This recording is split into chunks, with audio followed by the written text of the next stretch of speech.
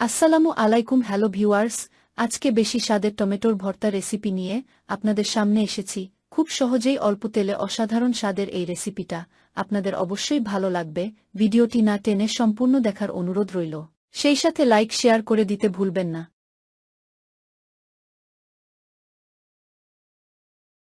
আমি ভর্তা তৈরি করব, এজন্য এখানে পাকা পাকা কিছু টমেটো ভালোভাবে ধুয়ে 2 টুকরো করে নিয়েছি।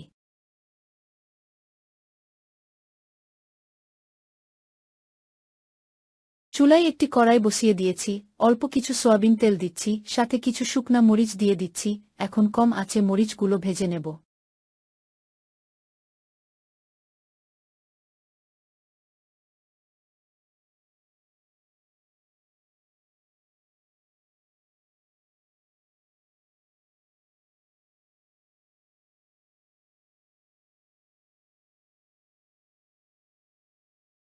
মরিচগুলো নাড়াচাড়া করে ভেজে নিয়েছি, ভাজা হয়ে গেছে, তুলে নিচ্ছি।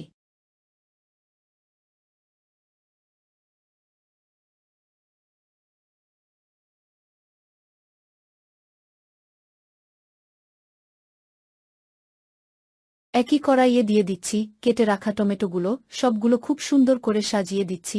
এরপর ঢাকনা দিয়ে ঢেকে একেবারে লো আঁচে 5 মিনিট রান্না করে নেব।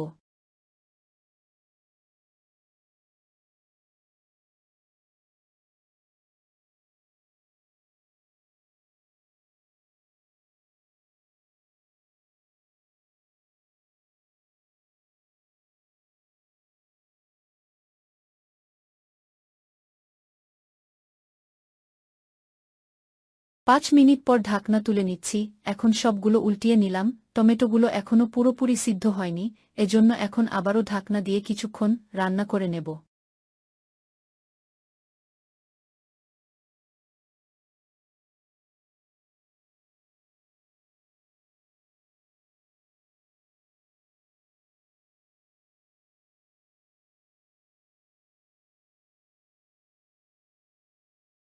কিছুক্ষণ রান্না করা হয়ে গেছে, এখন ঢাকনা তুলে নিলাম।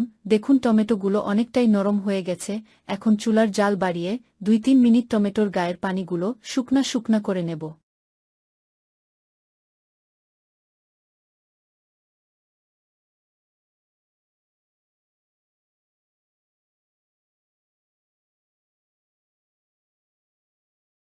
টমেটোগুলো ভর্তা করব, এজন্য এখানে নিয়েছি 1 টুকরা আদা, কয়েকটা রসুনের কোয়া, কিছু শুকনা মরিচ ভেজে নিয়েছি, আর নিয়েছি পাকা তেঁতুল, 1 মুঠ পেঁয়াজ কুচি।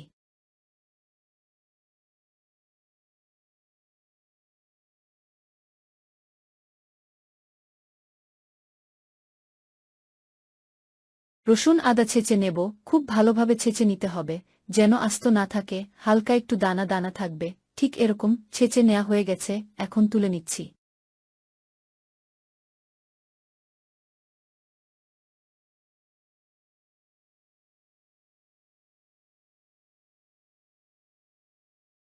ছেঁচে নেওয়া আদা রসুন নিয়ে নিলাম, আর এখানে পাকা তেঁতুল নিয়েছি, সাথে দিয়ে দিচ্ছি স্বাদমতো লবণ।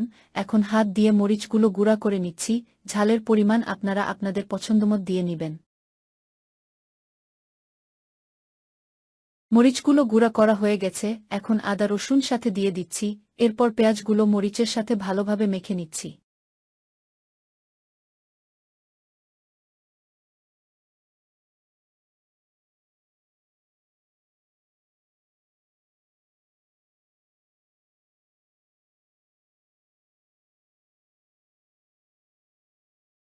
সবকিছু মেখে নেওয়া হয়ে গেছে, এখন পরিমাণমতো সরিষার তেল দিয়ে আবারও ভালোভাবে মেখে নিচ্ছি। তেঁতুলের টুকরা দিয়ে একসাথে মেখে নেব।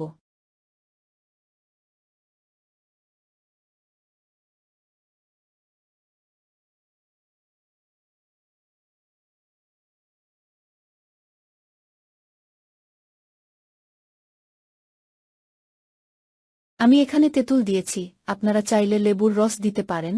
এখন ভেজে রাখা টমেটোগুলো দিয়ে দিচ্ছি, আর টমেটোর গায়ের যে স্কিনটা আছে সেটা তুলে নেব, এতে করে ভর্তাটা খেতে ভালো লাগবে।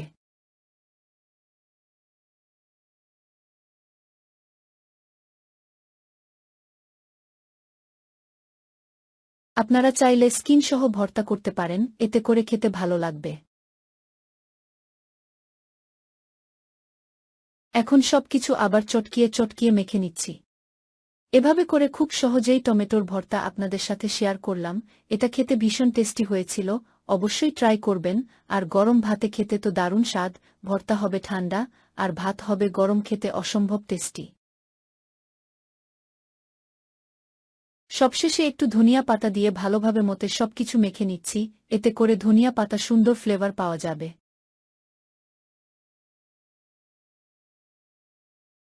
এভাবে করে ভর্তা বানিয়ে দেখতে পারেন, আমার বিশ্বাস আপনাদের কাছে অনেক ভালো লাগবে। ভালো লাগলে সাবস্ক্রাইব করে চ্যানেলের সাথেই থাকবেন। ধন্যবাদ, ভালো থাকবেন।